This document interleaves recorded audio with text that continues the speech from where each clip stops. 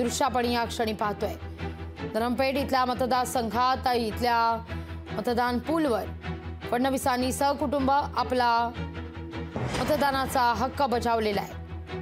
नागपूरमध्ये आपण जर पाहिलं तर आज संध्याकाळी आपल्याला आकडेवारी कळेल किती टक्के मतदान झालेले आहे, कारण 2019 मध्ये नागपूरमध्ये 57.8% इतकं मतदान झालेलं होतं। त्यामुळे आज आपल्याला नागपूरमध्ये संध्याकाळी कळेल किती टक्के मतदान झालेलं आहे। खरं तर देशाचा मूड या टक्केवारीवरून पुन्हा एकदा स्पष्ट होईल, कारण पहिल्या टप्प्यातलं मतदान होत आहे। जर आपण पाहिलं तर 2014 मध्ये 57.1% आणि 2019 मध्ये 57.8% इतकं मतदान नागपूरमध्ये झालेलं होतं। कडाक्याचं ऊन आहे, उन्हाचा पारा देखील वाढतोय, पण अर्थात पहिल्या टप्प्यातलं मतदान असल्यानं सर्वत्र मतदानाचा उत्साह सध्या तरी दिसतोय।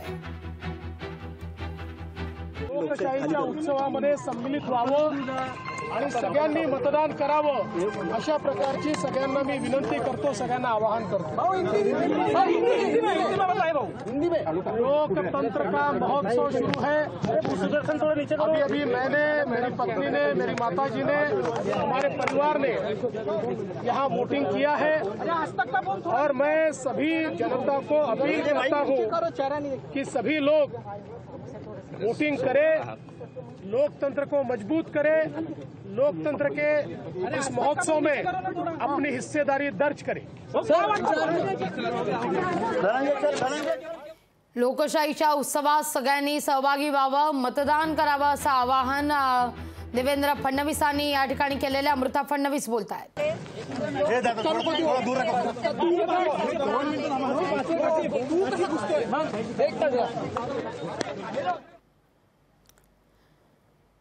पहिल्या टप्प्यातला आज मतदान होत आहे आणि फडणवीस कुटुंबियांनी देखील या ठिकाणी मतदानाचा हक्क बजावलेला आहे। ही दृश्य आपण पाहतोय काही वेळापूर्वीची, ज्यावेळी देवेंद्र फडणवीस आपल्या मातोश्रींसह मतदानाचा हक्क बजावण्याकरता धरमपेठ इथल्या मतदान केंद्रावर दाखल झालेले होते, तेव्हाची ही दृश्य। अमृता फडणवीस, देवेंद्र फडणवीस आणि देवेंद्र फडणवीसांच्या या मातोश्री आपण पाहतोय। आपलं वोट देऊन आपण पार्टिसिपेट केलेलं आणि प्रत्येकाने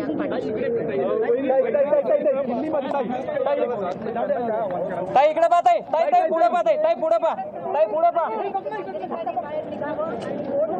ताई पुढे पाहत आहे, ताई ताई ताई इकडे पहा।